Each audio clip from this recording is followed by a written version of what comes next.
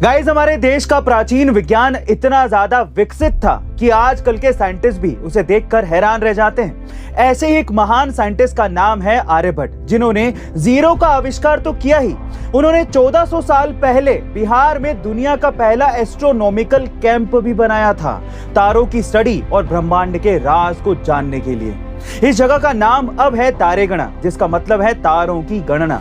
आर्यभट्ट कितने महान वैज्ञानिक थे, उसका अंदाजा इस बात से लगाया जा सकता है कि अब 1400 साल बाद भी सूर्य ग्रहण जैसी घटनाओं को और बेहतर तरीके से जानने के लिए वैज्ञानिक तारे गणा ही जाते हैं और आज भी आर्यभट्ट की सारी खोज सटीक पाई जाती है। गाइस, महान आर्यभट्ट और बिहार हमारे इतिहास का गोल्डन हिस्सा है, जिसे हमें कभी भी भूलना नहीं चाहिए। आपका इसके बारे में क्या ख्याल है, कमेंट सेक्शन में जरूर लिखेगा। और ऐसे 3 को 3 से भाग करने पर 1 मिलता है, 1000 को 1000 से भाग करने पर 1 ही मिलता है। उदाहरण के लिए 1000 आम को अगर 1000 लोगों में बांटे तो हर एक को 1 ही आम मिलेगा। समझ गए ना? हाँ सर, 0 का 0 से भाग करने पर हमें 1 मिलेगा सर। और अगर 0 आम 0 लोगों में बांटे तो हर एक को 1 आम मिलेगा सर। कैसी बात करते हो? 0 का कोई मूल्य नहीं होता। नहीं सर, पर गणित में हर एक अंक का मूल्य 0 लगाने के बाद ही बढ़ता है सर। जैसे अगर हम 1 को लेंगे, उसका मूल्य 1 है, उसके आगे 0 लगाओ तो उसका मूल्य 10 हो जाता है, उसके आगे एक और 0 लगाओ, उसका मूल्य हो जाता है 100। अगर ये सही है तो 0 का मूल्य नहीं है, या कैसे कह सकते हैं सर?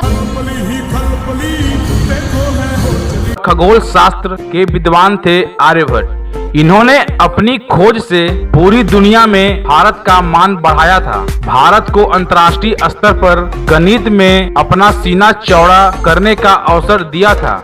ऐसा माना जाता है कि आर्यभट्ट का जन्म 476 ईस्वी में हुआ था। एक अन्य मान्यता के अनुसार आर्यभट्ट का जन्म बिहार में पटना में हुआ था, जिसका प्राचीन नाम पाटलिपुत्र था, जिसके पास स्थित कुसुमपुर में उनका जन्म माना जाता है। बचपन से ही उनमें नई नई चीजें करने और सीखने की ललक थी। आर्यभट्ट का जीवन परिचय की बात की जाए तो आर्यभट्ट ने नालंदा विश्वविद्यालय से शिक्षा प्राप्त की थी। आर्यभट्ट ने मात्र 23 वर्ष की आयु में आर्यभट्टीय नामक एक ग्रंथ लिखा था। इनके इस ग्रंथ की प्रसिद्धि और स्वीकृति के चलते राजा बुद्धगुप्त ने उनको नालंदा विश्वविद्यालय का प्रमुख बना दिया था। आर्यभट्ट ने गणित और खगोल शास्त्र जैसी कई रचनाएं की। इनमें से कुछ रचनाएं हो चुकी है, लेकिन आज भी कई रचनाओं का प्रयोग किया जाता है। आर्यभट्टीय यह आर्यभट्ट की एक गणितीय रचना है, जिसमें अंकगणित, बीजगणित, त्रिकोणमिति का विस्तृत वर्णन है। वहीं इनमें सतत भिन्न द्विघात समीकरण, ज्याओं की तालिका, घात श्रृंखलाओं का योग आदि भी शामिल है। आर्यभट्ट के कार्यों का वर्णन इसी रचना से मिलता है। इसका यह नाम भी आर्यभट्ट ने नहीं, बल्कि बाद के समीक्षकों ने यह नाम दिया। भास्कर प्रथम, जो आर्यभट्ट के शिष्य थे, वे इस रचना को असमक तंत्र कहते थे। सामान्य रूप से इसे आर्य शत अष्ट भी कहा जाता है। इसमें 108 छंद श्लोक हैं। यह बहुत ही सार गर्भित रूप से लिखा गया सूत्र साहित्य है। आर्यभट्ट द्वारा गणित एवं खगोल शास्त्र के क्षेत्र में अनेक योगदान दिए। आर्यभट्ट ने पाई के मान की खोज की। इसका वर्णन आर्यभट्टीय के गणित पाद 10 में मिलता है। आर्यभट्ट ने शून्य की खोज की, जो कि गणित की सर्वश्रेष्ठ खोज है, जिसके अभाव में गणनाएं असंभव होती थी, क्योंकि किसी संख्या के आगे शून्य लगाते ही उसका मान 10 गुना बढ़ जाता है। इन्होंने सर्वप्रथम स्थानीय मानक पद्धति के बारे में जानकारी दी। आर्यभट्ट के खगोल शास्त्र के सिद्धांतों को सामूहिक रूप से औदायका सिस्टम कहते हैं। उनके बाद ही कुछ रचनाओं में पृथ्वी के परिक्रमा की बात कही गई है, और उनका यह भी मानना था कि पृथ्वी की कक्षा गोलाकार नहीं बल्कि अंडाकार है। आर्यभट्ट का जीवन परिचय में खगोल शास्त्री के रूप में भी उनका अहम योगदान है। आर्यभट्ट ने यह तथ्य स्थापित किया कि पृथ्वी अपनी धुरी पर निरंतर रूप से घूमती रही है और यही कारण है कि आकाश में तारों की स्थिति बदलती रहती है। यह तथ्य इसके बिल्कुल विपरीत है कि आकाश घूमता है, जिसका जिक्र इन्होंने आर्यभट्टीय में भी किया है। आर्यभट्ट ने इस सूर्य ग्रहण एवं चंद्र ग्रहण का वैज्ञानिक ढंग से वर्णन किया है। उन्होंने यह बताया कि चांद एवं अन्य ग्रह सूर्य प्रकाश के परावर्तित होने के कारण प्रकाशमान होते हैं। वास्तव में उनका अपना कोई प्रकाश नहीं होता।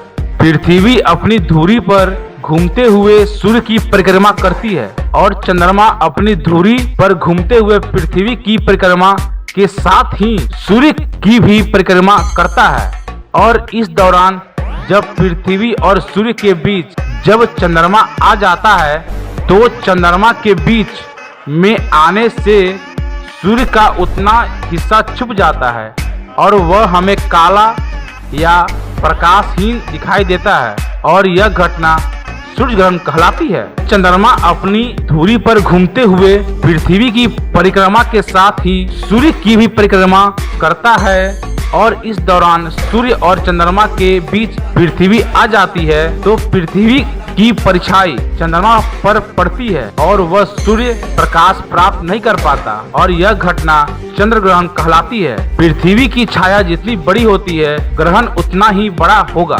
आर्यभट्ट ने पृथ्वी की एक परिक्रमा का बिल्कुल उचित समय ज्ञात किया। यह अपनी धुरी पर घूमते हुए सूर्य की परिक्रमा प्रतिदिन 24 घंटे में नहीं बल्कि 23 घंटे 56 मिनट और 1 सेकंड में पूरी कर लेती है। इस प्रकार हमारे एक साल में 365 दिन 6 घंटे 12 मिनट और 30 सेकंड होते हैं।